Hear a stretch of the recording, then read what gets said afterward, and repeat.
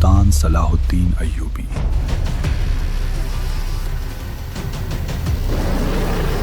तारीख का एक ऐसा अजीम जर्नैल और मिलिट्री जीनियस जिसने बिखरी हुई मुसलमान दुनिया को एक झंडे के नीचे जमा किया और अपनी लाजवाब हिकमत अमली से यूरोप के क्रूसेडर्स को घुटनों पर लाकर बैतुल मुक़द्दस को आज़ाद करवाया।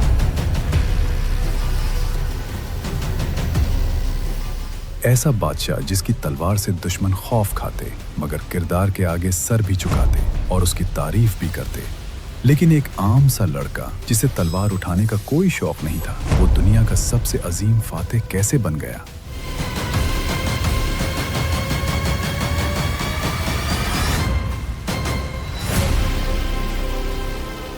आइए जानते हैं सलाहुद्दीन की मुकम्मल कहानी द ट्रूथ डायरीज में। साल 1138 जब इराक के शहर तकरियत में एक कुर्द बच्चे का जन्म हुआ जिसका नाम सलाहुद्दीन रखा गया। हैरत की बात यह है कि बचपन में सलाहुद्दीन का फौज या जंगो जदल से दूर दूर तक कोई ताल्लुक नहीं था। जब वो बड़ा हो रहा था तो उसका शौक तलवारबाजी नहीं बल्कि कुरान, हदीस, फलसफा और साइंस पढ़ना था। वो एक स्कॉलर बनना चाहता था, लेकिन किस्मत को कुछ और ही मंजूर था। उस वक्त मुसलमान दुनिया शाम के ताकतवर नूरुद्दीन जंगी और मिस्र की कमज़ोर फातमी खिलाफत के दरमियान बंटी हुई थी। जब क्रूसेडर्स ने मिस्र की इस कमज़ोरी का फ़ायदा उठाकर वहाँ कब्ज़ा करना चाहा, तो नूरुद्दीन जंगी ने दुश्मन को रोकने के लिए अपने सबसे अजीम जनरल असदुद्दीन शिरकोह को फ़ौज देकर मिस्र भेजा। शिरकोह असल में सलाहुद्दीन के चचा थे और उन्होंने इस जंगी मुहिम पर अपने भतीजे को भी साथ चलने का हुक्म दिया, जिस पर बाद में सलाहुद्दीन ने खुद भी लिखा था कि मैं वहाँ ऐसे गया जैसे कोई मौत के मुंह में जाता है। मिस्र के इस सफ़र में ऐसे हालात पैदा हो गए जिसने उस पढ़े लिखे नौजवान के अंदर के सोए हुए शेर को जगा दिया। सलाहुद्दीन को ना चाहते हुए भी तलवार उठानी पड़ी। जब ये मुसलमान फ़ौज मिस्र पहुंची तो उन्होंने अपनी हिकमत अमली से मिस्र के इस्कंदरिया शहर पर कंट्रोल हासिल कर लिया। लेकिन तभी क्रूसेडर्स की एक बड़ी फ़ौज ने भी आकर शहर का मुहासरा कर लिया। चचा शेर को समझ गए कि अंदर बैठकर जंग नहीं जीती जा सकती, इसलिए वो बाहर से मदद लाने और दुश्मन को पीछे से घेरने के लिए खुफिया तौर पर शहर से निकल गए और इस पूरे शहर को बचाने की जिम्मेदारी आ गई उस नए नौजवान सलाहुद्दीन के कंधों पर। अगले 75 दिनों तक क्रूसेडर्स ने शहर को चारों तरफ से घेरे रखा। क्रूसेडर्स लगातार बाहर से हमले कर रहे थे, लेकिन इस्कंदरिया की दीवारें बहुत मजबूत थीं। यहाँ सलाहुद्दीन की मिलिट्री स्ट्रैटेजी सामने आई। उसने शहर की दीवारों पर तीर अंदाजों का ऐसा मजबूत डिफेंस बिछाया कि क्रूसेडर्स की अजीम फौज दीवार भेद कर अंदर दाखिल ही नहीं हो सकी। यहाँ सलाहुद्दीन का सबसे बड़ा दुश्मन बाहर खड़ी फौज नहीं बल्कि शहर के अंदर की भूख थी। 75 दिन में खाना खत्म हो गया, लोग भूख से मरने लगे और अवाम में बगावत फैलने लगी। ऐसे में सलाहुद्दीन ने एक अजीम लीडर होने का सबूत दिया। उसने अपना खाना अवाम में बांट दिया, उनके दरमियान रहा और उनका हौसला इस कदर बढ़ाया कि भूख से मरते हुए लोगों ने भी दुश्मन के आगे हथियार डालने से इनकार कर दिया। उस एक वाक़ये ने पूरी दुनिया को बता दिया कि सलाहुद्दीन सिर्फ किताबें पढ़ना ही नहीं बल्कि फ़ौज और अवाम को लीड करना भी जानता है। आखिरकार सलाहुद्दीन की इस स्ट्रैटेजी के आगे क्रूसेडर्स की हिम्मत टूट गई। उन्हें ये भी खबर मिल चुकी थी कि चचा शीर को एक और फ़ौज लेकर वापस आ रहे हैं।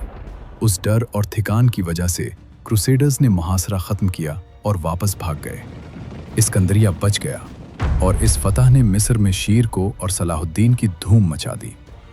मिस्र का फातमी खलीफा एक बहुत कमज़ोर हुक्मरान था। जब क्रूसेडर्स वापस गए तो खलीफा ने मजबूरन शिरको को मिस्र का नया वज़ीर बना दिया ताकि मुस्तकबिल में कोई भी मिस्र पर आंख उठाने की हिम्मत ना कर सके। लेकिन वज़ीर बनने के सिर्फ 2 महीने बाद ही चचा शिरको की अचानक मौत हो गई। अब मिस्र के वज़ीर की कुर्सी खाली थी।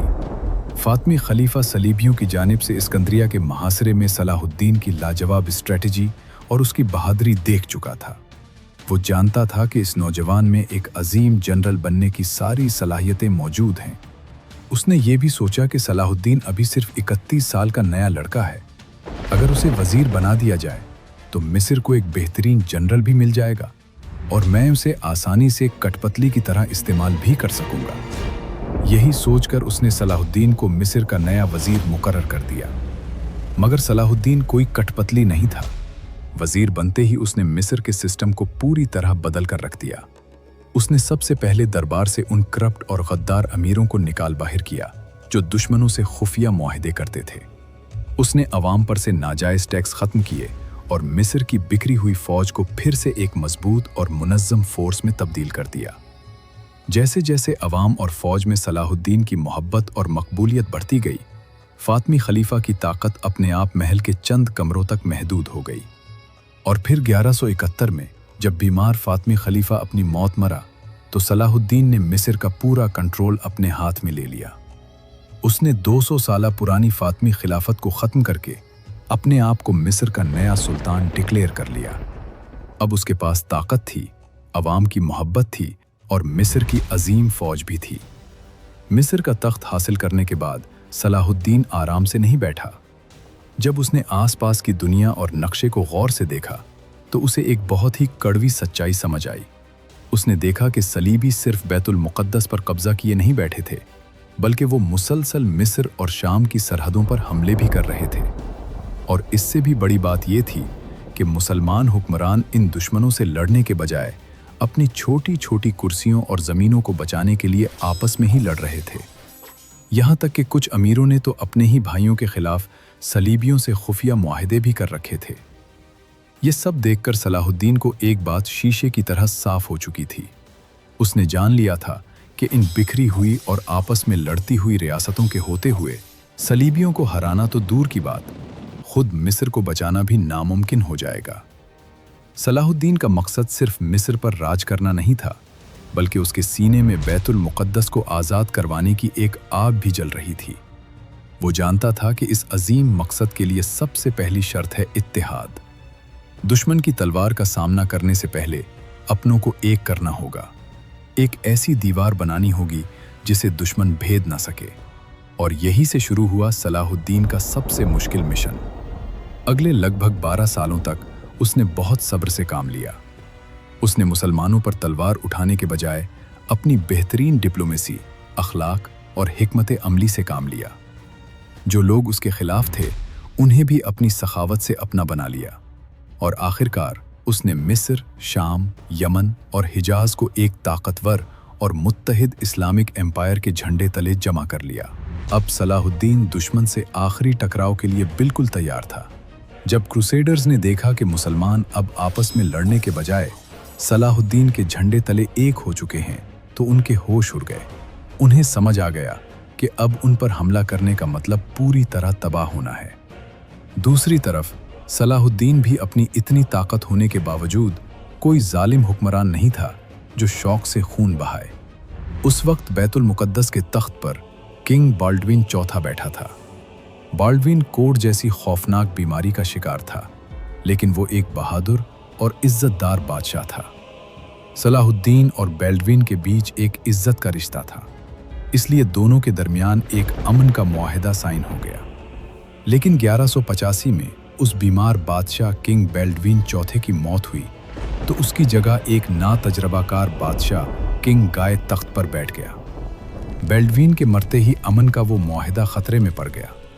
लेकिन फिर उस कहानी में एंट्री होती है एक ऐसे विलन की जिसने अपने गुरूर और पागलपन में उस अमन को आग लगा दी। उसका नाम था रेनल्ड ऑफ शैटिलोन। रेनल्ड कोई आम सिपाही नहीं, बल्कि कैराक के अजीम और मजबूत किले का मालिक था।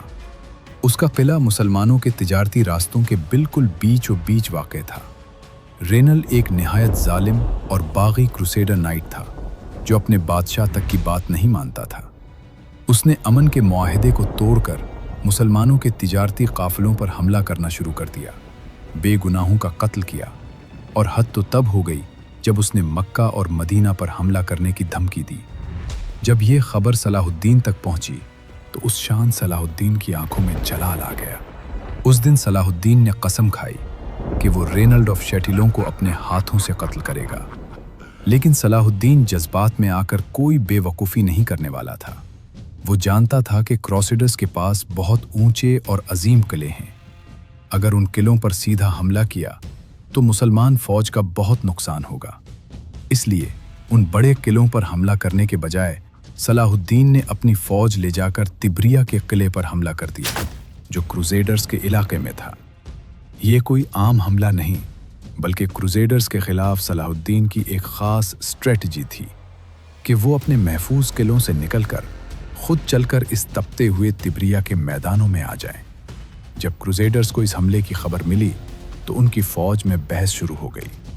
कुछ समझदार कमांडर्स जानते थे कि जुलाई की शदीद गर्मी में अपने किले छोड़कर सहरा पार करना मौत को दावत देना है, लेकिन इस जालिम रेनल्ड और दूसरे जोशीले कमांडर्स ने अपनी फौज के लीडर और बैतुल मुक़द्दस जेरूसलेम के ईसाई बादशाह किंग गाय को उकसाया।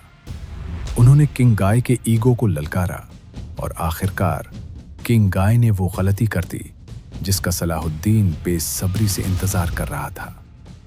1187 का साल था। क्रूसेडर्स की एक बहुत बड़ी फौज, जिसमें 20,000 से ज्यादा सिपाही और सबसे खतरनाक नाइट्स शामिल थे, वो अपनी भारी लोहे की जर्रहें पहनकर निकल पड़ी। उनकी मंजिल थी तिब्रिया का पानी।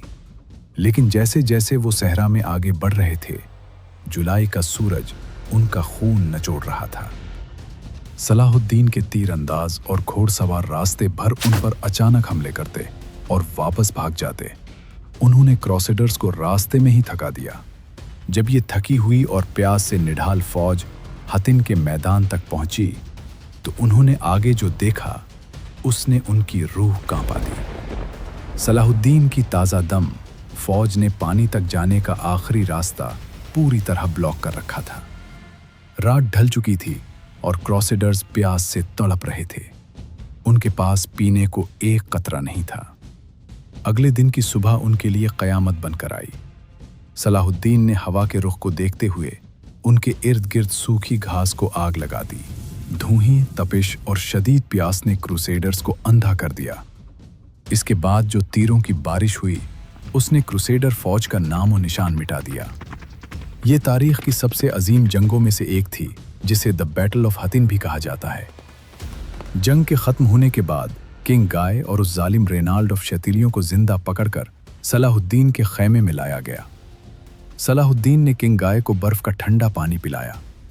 जब किंग गाय ने वो पानी रेनाल्ड को देना चाहा तो सलाहुद्दीन ने उसे रोक दिया और फिर सलाहुद्दीन ने अपनी कसम पूरी करते हुए तलवार निकाली और उस जालिम रेनाल्ड का सर कलम कर दिया और साथ ही किंग गाय से कहा, एक बादशाह दूसरे बादशाह को नहीं मारता। हतिन की फतह के बाद जेरूसलेम का रास्ता खुल चुका था। 2 अक्टूबर 1187 को लगभग 90 साल बाद सलाहुद्दीन अय्यूबी अपनी फतहमंद फौज के साथ बैतुल मुक़द्दस में दाखिल हुआ। शहर के अंदर मौजूद ईसाई खौफ से कांप रहे थे। उन्हें याद था कि 1099 में उनके बुजुर्गों ने मुसलमानों का कैसा कत्लेआम किया था। उन्हें लगा आज बदले का दिन है और आज खून बहेगा। लेकिन सलाहुद्दीन तो अलग ही मिट्टी का बना था। उसने ऐलान करवाया कि किसी को नहीं मारा जाएगा, किसी चर्च को नहीं तोड़ा जाएगा। उसने आम मुआफ़ी का ऐलान कर दिया। दूसरी तरफ बैतुल मुक़द्दस हाथ से निकलने की खबर यूरोप में आग की तरह फैल गई। पोप ने एक नई क्रूसेड का ऐलान कर दिया, द थर्ड क्रूसेड, और इस बार यूरोप ने अपना सबसे खतरनाक और सबसे मशहूर वॉरियर और जनरल मैदान में उतारा, इंग्लैंड का बादशाह रिचर्ड द लायन हार्ट। अब मुकाबला था दुनिया के 2 सबसे अजीम जर्नैलों के बीच, रिचर्ड बमुकाबला सलाहुद्दीन। 1191 में फ़लस्तीन के साहिल पर बैटल ऑफ अरसूफ का मैदान सजा। ये इस अजीम क्रूसेड की सबसे भयानक जंग थी। एक तरफ सलाहुद्दीन की फौज तीरों की बारिश कर रही थी तो दूसरी तरफ रिचर्ड अपनी फौज को एक मजबूत लोहे की दीवार बनाए आगे बढ़ रहा था। जंग अपने उरूज पर थी। इसी दौरान एक तीर आकर रिचर्ड के घोड़े को लगा और घोड़ा वहीं ढेर हो गया। रिचर्ड अब जमीन पर पैदल खड़ा था और पैदल ही दुश्मन की सफों में लड़ने लगा। सलाहुद्दीन दूर एक ऊंची पहाड़ी पर अपनी कमांड पोस्ट से ये मंजर देख रहा था। एक अजीम जर्नैल होने के नाते वो अपने दुश्मन की बहादुरी से बहुत मुतासिर हुआ। जंगी उसूलों के हिसाब से ये रिचर्ड को तीरों से छलनी करने का सबसे आसान मौका था, लेकिन सलाहुद्दीन ने तीर चलवाने के बजाय अपने कासिद के जरिए 2 बेहतरीन और ताज़ा दम अरबी घोड़े रिचर्ड की तरफ भिजवाए और ये पैगाम दिया कि रिचर्ड जैसे बादशाह को जमीन पर पैदल लड़ना शोभा नहीं देता। इस एक वाकये ने रिचर्ड द लायन हार्ट को अंदर तक हिला दिया। वो समझ गया था कि वो एक ऐसे शख्स से लड़ रहा है जिसका किरदार किसी आम इंसान जैसा नहीं। अरसूफ की इस जंग में रिचर्ड की फौज का पलड़ा भारी जरूर रहा, लेकिन वो सलाहुद्दीन की अजीम फौज को ख़त्म नहीं कर सका। इस जंग के बाद रिचर्ड ने बैतुल मुक़द्दस की तरफ आगे बढ़ने की कोशिश की, लेकिन यहाँ सलाहुद्दीन ने एक बेहतरीन डिफेंसिव स्ट्रेटजी अपनाई। उसने रास्ते के सारे कुएं और फसलें तबाह कर दी ताकि आगे बढ़ती हुई क्रूसेडर्स फौज को खाना और पानी ना मिल सके। नतीजा ये निकला कि अगले कई महीनों तक यूरोप की ठंड से आई हुई ये क्रूसेडर्स की फौज मिडिल ईस्ट की शदीद गर्मी, प्यास और मौसम में फंस कर रह गई। ये अजीम क्रूसेड अब आगे बढ़ने के बजाय एक डेडलॉक में तब्दील हो चुकी थी, और इसी थकन, मौसम की मार और ठहरे हुए सफर की वजह से एक दिन अचानक रिचर्ड द लायन हार्ट खुद शदीद बीमार पड़ गया। इसकी हालत इतनी खराब हो गई कि उसे एक जानलेवा बुखार ने घेर लिया और वो बिस्तर पर गिर गया।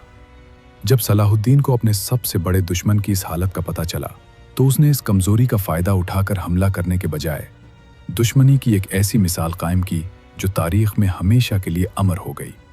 सलाहुद्दीन ने रिचर्ड को मरने के लिए छोड़ने के बजाय अपने बेहतरीन जाती तबीब उसके इलाज के लिए भेजे। यही नहीं, इस तपते हुए माहौल में सलाहुद्दीन ने पहाड़ों से लाया गया बर्फ और ताज़ा फल अपने दुश्मन के खैमे में भिजवाए ताकि वो जल्दी ठीक हो सके। रिचर्ड सलाहुद्दीन की इस शान, बहादुरी और अखलाक से इस कदर मुतासिर हुआ कि उसके अंदर की नफरत इज्जत में बदल गई। वो जान चुका था कि ऐसे अजीम शख्स को हराना नामुमकिन है।